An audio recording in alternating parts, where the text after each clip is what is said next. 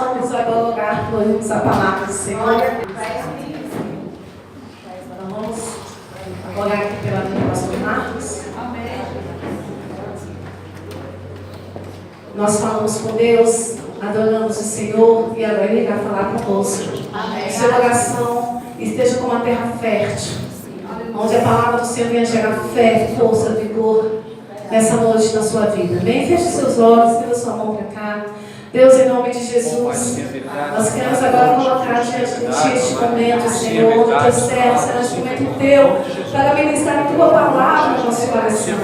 Sabemos que o Senhor conhece, Senhor, o Teu Espírito já está sobre Ele, dentro dEle, e que nesta hora o Senhor fale conosco, segundo aquilo que o Senhor queira ministrar no nosso coração. Em nome de Jesus, que a Tua palavra, como flecha certeira, alcance o coração do Teu povo, Senhor. Em nome de Jesus, que seja, Senhor, palavras que saem dos lábios do Teu Filho, palavras vivas, Senhor. Em nome de Jesus, se tiver algo contrário, alguma ação no mundo espiritual, Deus, aquilo que queira distração, Senhor, que queira impedir, ó Deus, que não fluir desta palavra, nós repreendemos agora, que a mente do Teu povo esteja aberta, o coração esteja aberto, Deus, no nome de Jesus, e que o Senhor fale conosco, no nome de Jesus. Assim nós te louvamos, nós te agradecemos. Você pode aplaudir a Jesus?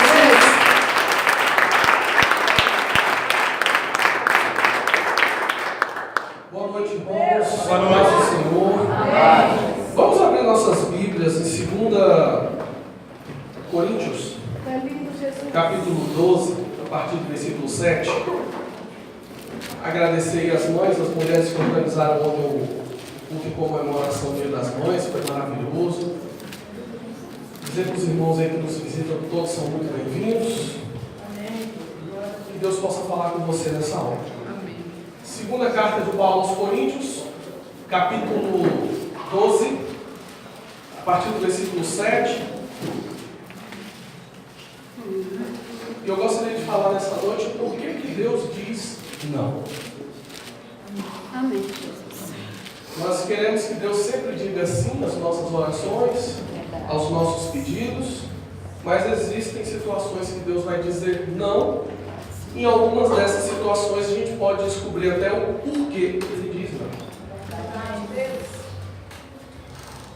2 Coríntios capítulo 12, a partir do versículo 7, nos diz assim: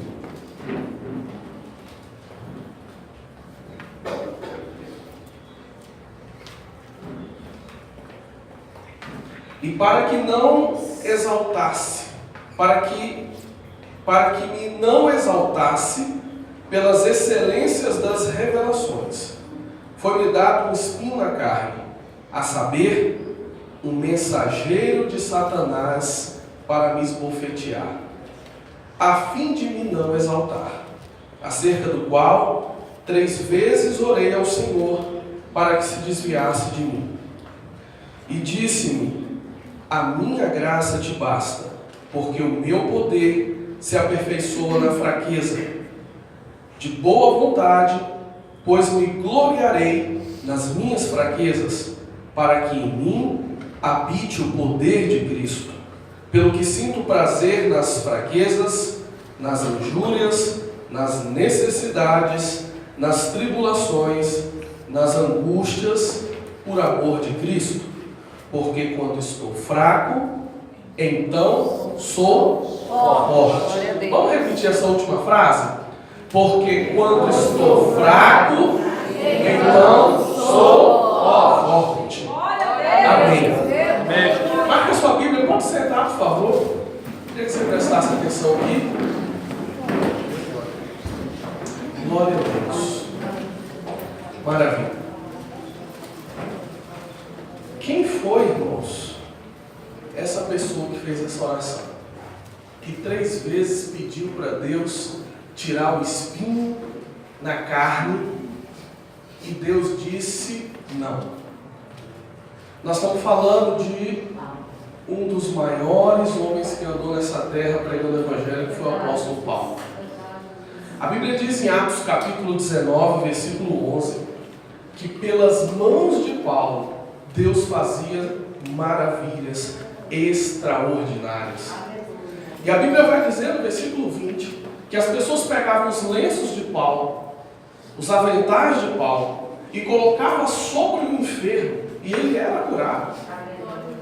Colocava sobre a pessoa endemoniada e ela era curada. A unção do homem era tão grande que ele transmitia essa unção para suas roupas, e quando a pessoa chegava lá, colocava no que estava enfermo ou endemoniado, a pessoa era curada e ela era restaurada e liberta.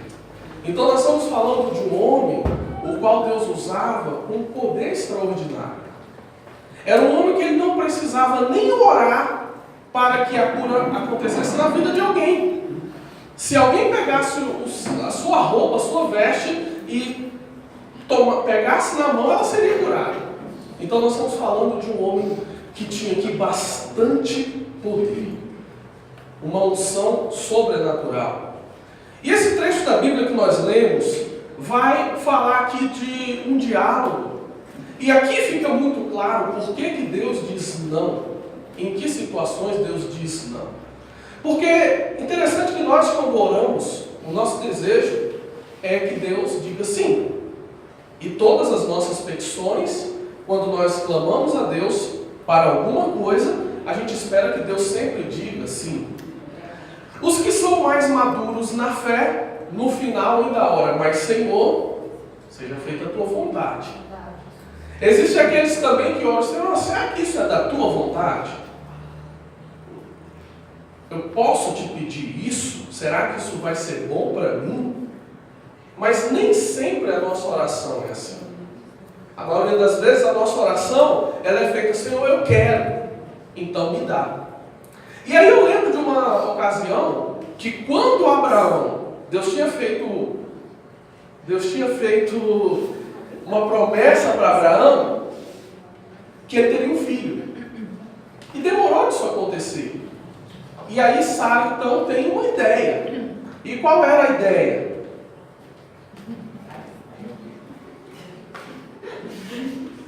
A ideia foi o seguinte, vou dar minha serva Agar para Abraão, ele vai ter um filho com ela, e esse filho passa a ser nosso filho. E Abraão não orou para perguntar se era da vontade de Deus. Ele foi lá, teve uma noite de amor com Agar, não sei se foi bom ou se foi ruim, mas conseguiram alcançar o objetivo que era ter um menino e nasceu Ismael. Passam-se 3 anos, Sara, 13 anos, 13 ou próximo disso, 15 anos, Sara engravida, Sara tem um filho, e agora Ismael, que a princípio era para ser uma solução, passou a ser um problema. Mas aí agora Abraão vai orar para Deus. Porque Sara tinha falado, despede a mulher e manda esse menino embora. Abraão já tinha criado afeições ao menino, aí Abraão vai orar. Deus, e agora? O que eu faço? E o que Deus responde para Abraão? Vai ouvir Agar. Desculpa, vai ouvir Sara. Entende? Se a pessoa não ora para Deus para entrar em uma situação, por que para sair dela ela vai querer orar? Ouve quem te indicou. Então, em outras palavras, o que Deus quis dizer para Abraão? Vai ouvir quem te deu o primeiro conselho. Porque Deus não deu conselho para Abraão deitar com Agar. O conselho que deu foi a mulher. E aí dá problema, e agora ele vem perguntar para Deus, vai perguntar para Sara. E aí a resposta da Sara foi, manda embora. Então, a gente quer que Deus solucione todos os nossos problemas. A gente quer que a resposta de Deus seja sempre sim para nós. E a impressão que eu tenho realmente, irmãos, é que, eu estou falando assim mais de uma forma geral, é claro que as pessoas maduras são diferentes. Os maduros na fé, desencaixou aí do lugar? Se desencaixou, ajeita aí para mim. Não, desencaixou. Os maduros na fé, eles perguntam se é da vontade de Deus. Ou eles oram, Senhor, se for da tua vontade, faça isso. Mas os que não têm maturidade, eles agem como criança. Eu quero, me dá, e chora, esperneia. Eu quero, eu vou embora da igreja, eu vou me afastar de Deus, eu vou rasgar a Bíblia, eu quero. Talvez você conheça pessoas assim, que ela não sabe ouvir não, ela só sabe ouvir sim de Deus. E ela espera só ouvir sim de Deus. Mas o não de Deus também é importante. E nós vamos entender por quê. Quando Paulo começa lá no versículo 7, e ele começa dizendo o seguinte: e para que me não exaltasse pelas excelências das revelações, foi-me dado um espinho na carne. A primeira coisa aqui, irmãos, é que Paulo, diferente de muitos de nós, ele conseguia se olhar no espelho e entender que existia algum grau de exaltação nele. E é muito difícil a gente reconhecer que existe algum grau de exaltação em nós. Normalmente a gente pensa, mas poxa, eu sou uma pessoa tão humilde, né? Ah, não, eu sou uma pessoa humilde demais. Por exemplo, se eu for na casa de alguém, eu como de tudo. É uma faceta da humildade? Não vou dizer que não é, né? Porque também se não comer de tudo, o que vão dizer? Isso, fulano é enjoado, fulano é exigente. Só que isso não é tudo da humildade. Talvez outros digam, olha, eu sou uma pessoa humilde. Eu tenho carro, mas eu vou para o piloto de ônibus. Pego o ônibus lá, vou em pé, vou se der bem sentado. Faz parte. Mas acontece que todos nós temos alguma área da nossa vida que nós não somos tão humildes assim. E normalmente essas áreas da nossa vida, elas ficam escondidas. E para que a gente perceba, só se for despertado em nós alguma coisa. Então, por exemplo, os que dirigem, às vezes são pessoas tranquilas, até o momento que ela leva uma fechada de alguém para descobrir qual é o seu nível de humildade naquela situação. Ou então, de repente você entra numa loja, né, para fazer uma compra, e aí você espera que venha uma pessoa te atender com cordialidade, com educação, e ninguém te atende. E aí, quando aparece alguém, você resolve demonstrar sua humildade com aquela pessoa. Coitada daquela pessoa, né? Eu não sei se você já passou por uma situação assim, que você foi grosseiro com alguém, você humilhou alguém, ou que você ignorou alguém. Eu tive a oportunidade disso acontecer 2 vezes comigo. Infelizmente, uma sábado e outra no domingo. Eu já falei aqui para os irmãos, nós falamos em um dos momentos que nós não devemos nos desviar de quem vier nos pedir alguma coisa. Lembram disso? A gente estava falando sobre a questão da justiça, né? E aí uma senhora que já tinha em outro momento pedido alguma coisa, com a mesma, as conversas parecem que são o texto decorado, né? Ô senhor, boa tarde, eu não quero pedir dinheiro não, tá? Mas eu lembro que eu já tinha atendido ela, mas esse dia é aquele dia que você não está bem. E eu já saí do carro com raiva. E quando eu olhei para aquela mulher, quando ela falou, boa tarde, meu senhor, eu passei direto. Passei direto, né? Com raiva ali daquela situação. Não por ela ter mais uma vez me abordado, não era a primeira vez, mas eu já estava com raiva de alguma coisa. E aí, quando eu passei, o que veio à mente? Eita, meu Deus, e agora? Já ensinei para as pessoas lá, eu também não costumo fazer isso, passar direto, quem que vai me pedir alguma coisa? Eu estava nervoso, mas naquela situação eu não soube agir corretamente. Eu falei, poxa, Deus, me perdoa, tenho que me controlar. Se eu estivesse bem, no meu normal, tranquilo, talvez ia ser a segunda vez que eu ia parar e ouvir e eu ia atender o pedido dela. Provavelmente eu ia fazer isso. Mas foi uma situação, e aquela situação pôde demonstrar uma parte do meu caráter. Eu não sou tão humilde assim quanto eu imagino, porque naquela ocasião eu fui arrogante. Eu fui uma pessoa exaltada como qualquer outro.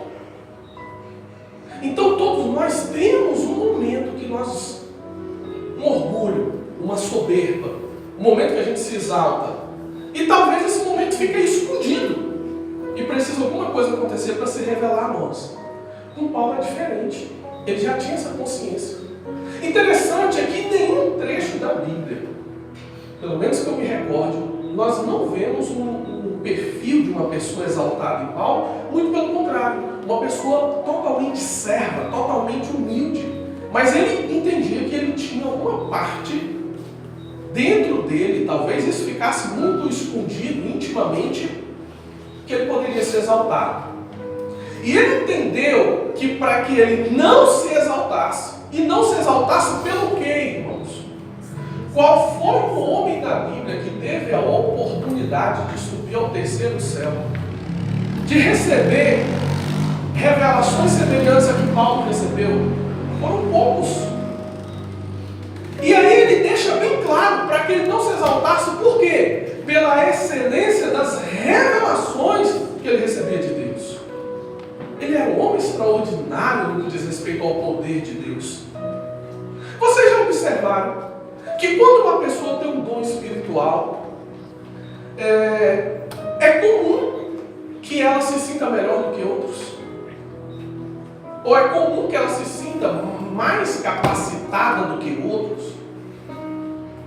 Quando a pessoa se destaca em dons espirituais, talvez hoje, falando mais recentemente da nossa época aqui, se de repente em algum local as pessoas são curadas, mais do que em outros locais, a pessoa acha que Deus só está ali.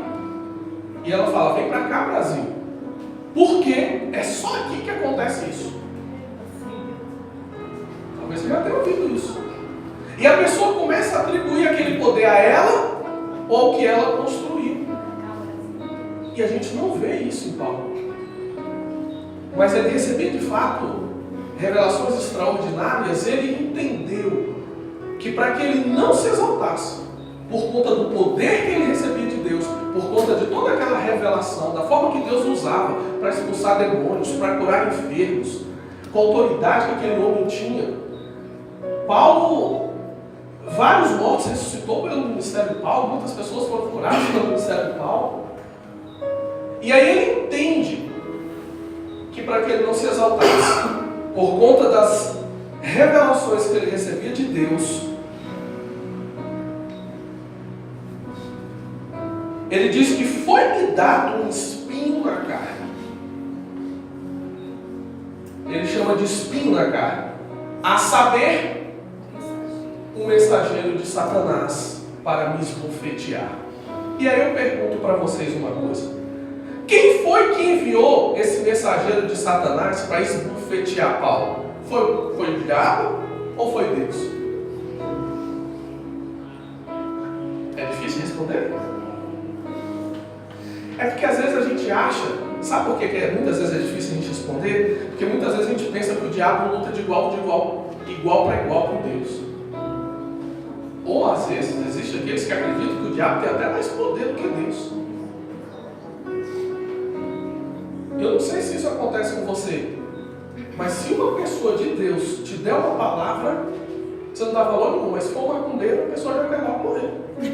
Meu Deus, o macumbeiro falou lá. Disse que ia fazer uma macumba para mim, um despacho, um feitiço, e a pessoa se apavora. Mas se for uma pessoa de Deus falando uma coisa de Deus, ela não dá valor nenhum. Porque para ela, o diabo tem mais poder do que Deus.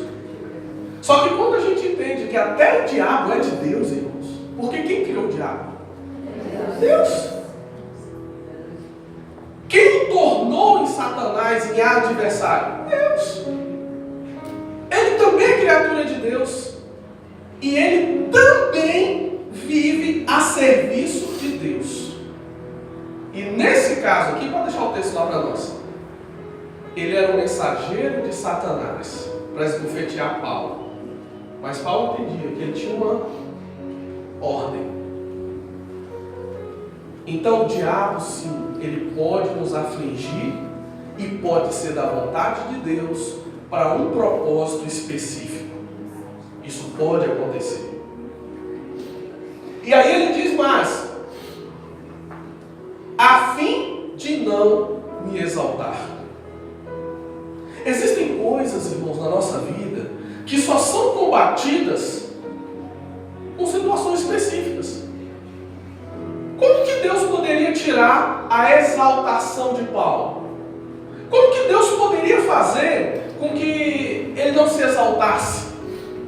Com a misericórdia? Com a graça? Isso ele já tinha.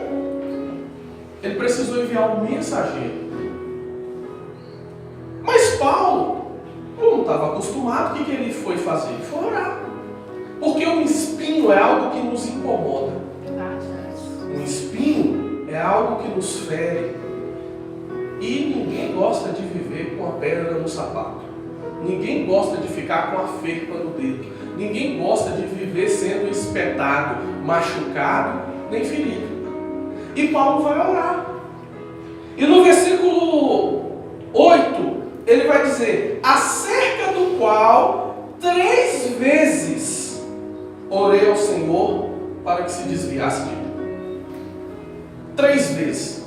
Antes dele ter esse entendimento, o porquê daquele espinho, ele tinha pedido para Deus: Deus, tira de mim esse problema, essa situação, esse espinho.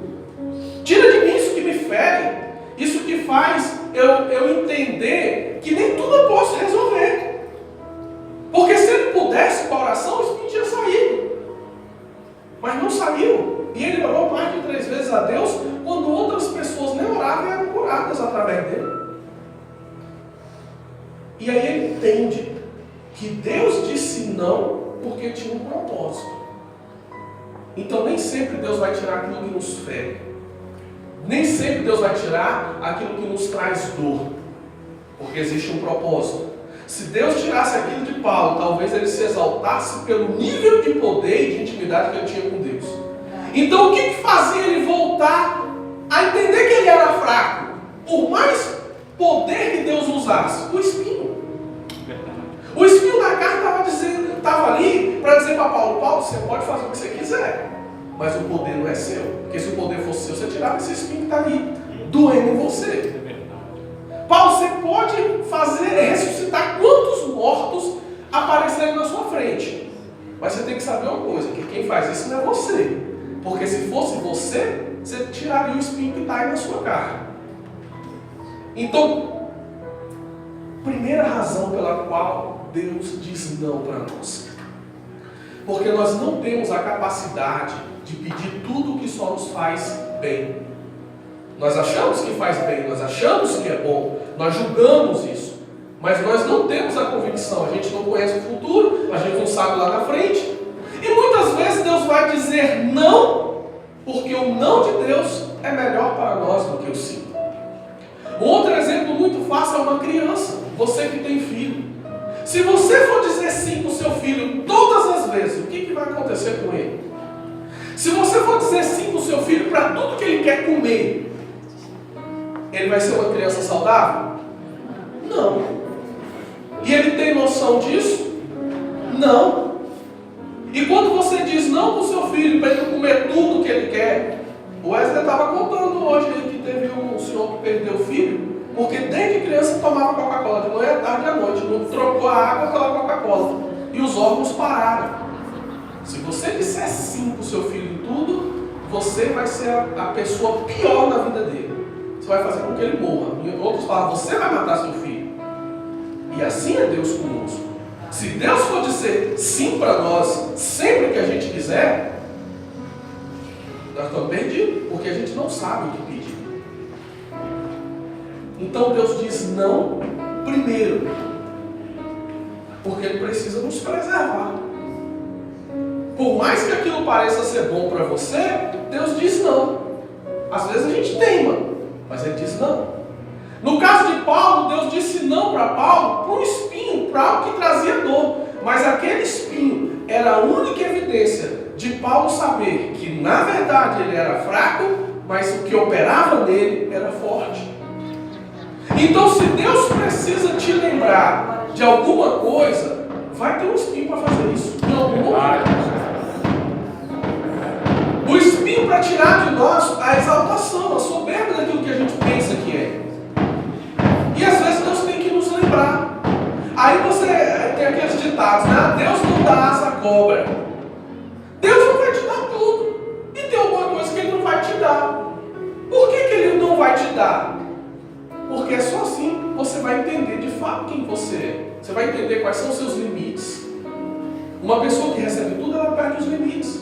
Uma criança que só ouve sim dos pais, ela é mimada, ela é rebelde, ela é frágil. Porque são os nãos da vida que nos torna forte. São as adversidades da vida que muitas vezes a gente quer evitá-las, né? E aí eu lembro de uma frase agora, muitas vezes, é tentando evitar que a gente chegue ao nosso destino. Alguém pegou aí? Às vezes a pessoa tenta evitar alguma coisa e é pelo aquele caminho que ela tenta evitar que ela vai chegar ao destino. Então quantas vezes Deus vai dizer não para nós? Ele vai dizer não para nós sempre que for o melhor para nós. E quanto mais maduro nós formos na fé, melhor nós vamos entender isso. Por que nem sempre Deus tira o problema do jeito que a gente quer? Porque se Ele tirar o problema sempre que a gente orar, Ele nos torna pessoas frágeis, pessoas mimadas. Aquela criança que todo problema grita: mãe, eu vou falar com minha mãe. E vai chegar um tempo na vida que você não vai ter mais como falar com sua mãe. E você vai precisar resolver seus próprios problemas. E é por causa dos nãos que a gente passa a ser mais forte. Alguns chamam de tribulação, alguns chamam de deserto, eu gosto de chamar de desafio. Eu gosto de chamar de desafio porque tudo que nos traz dor nos melhora. Não existe nada, irmãos, porque a gente, para crescer e aperfeiçoar, não tem outro caminho a não ser a dor e o sofrimento. Por que algumas espécies sobreviveram e outras não? Porque se tornaram mais resistentes e mais fortes por conta da dor e por conta do sofrimento. Então é a dor e o sofrimento que nos molda e vai moldando o nosso caráter. Jesus chama os discípulos e dá duas notícias para os discípulos. Talvez você já ouviu alguém dizer o seguinte: eu tenho duas notícias para você, uma boa e uma ruim. Qual que você quer primeiro? Alguém já ouviu isso? Sim. Muito bem. Se você acreditar que você anda no propósito de Deus, aí você vai responder. Como é que vai responder? Eu vou falar como é que vai responder. Olha, pode dar qualquer uma das duas. Porque não existem notícias nem boas e nem ruins. Só existem notícias. Por que só existem notícias, irmãos? Porque todas as coisas contribuem para o bem daqueles que amam a Deus. Quem está dizendo que é ruim é o outro. Porque nem eu falo mais isso. Às vezes eu até brinco agora com as pessoas: tem duas notícias para você, uma boa ou ruim, qual que você quer? Aí a pessoa fala: não é ruim, né? Depois da boa, fala: deixa eu te falar uma coisa. Se você acreditar que você anda no propósito de Deus, não tem notícia ruim nem boa. Só tem notícia. Acabou. Porque se você anda no propósito de Deus, seja bom ou seja ruim, tudo contribui para o bem dos que amam a Deus. Então estamos lá, nós falando: eita, que coisa ruim que aconteceu comigo, me mandaram embora do emprego. Pode ser ruim, se você não acreditar que você anda dentro do propósito de Deus. E aí, para quem não anda, é de fato. Aí sim. Se você não anda no propósito de Deus, se você não anda segundo a vontade de Deus, vai ter notícia boa, vai ter notícia ruim. Mas se você dá segundo o propósito de Deus para a sua vida, não tem notícia boa e não tem notícia ruim. Só tem notícia. Então Jesus chama seus discípulos, está registrado em João capítulo 17, lá no Evangelho de João. E fala duas coisas para os discípulos. A primeira coisa que ele fala para os discípulos: no mundo tereis aflições. Olha que notícia maravilhosa. E se Jesus chama você e fala: meu filho, eu vou te dar uma notícia. Ó, Jesus, né? Jesus é Jesus. No mundo tereis aflições. Ô, notícia, hein? Para alguns é uma notícia muito ruim. Eu não sei para quem essa notícia poderia ser boa, mas ele dá a segunda notícia. E a segunda notícia é: mas tende bom ânimo, porque eu venci o mundo. Então Jesus já estava nos dizendo o seguinte: no mundo nós vamos ter aflições. Então tem hora que não adianta você orar para a aflição passar, porque é ela que Deus está usando para te moldar, para te tratar, para te tornar mais forte, para te tornar mais sábio, para te tornar mais capaz. É claro que você também não precisa ficar por aí procurando problema, né? Porque tem gente que parece que anda procurando problema. Também eu não recomendaria você procurar problema. Mas se o problema aparecer na sua vida, procure entender o que Deus quer te ensinar com aquele problema. Porque se a gente não entender, o que vai acontecer? O povo de Israel saiu do Egito para a terra prometida, e passaria pelo deserto talvez 40 dias. Era o tempo da caminhada até chegar em Canaã. Mas o povo ficou rodando em círculos 40 anos. E por que eles rodaram 40 anos no deserto? Porque eles não aprendiam. O povo foi tão duro e tão obstinado de coração que teve que morrer todo mundo. E só ficou os filhos. Quando estavam os filhos, agora vão herdar a terra prometida. Será que você vai perder as bênçãos de Deus por nunca aprender?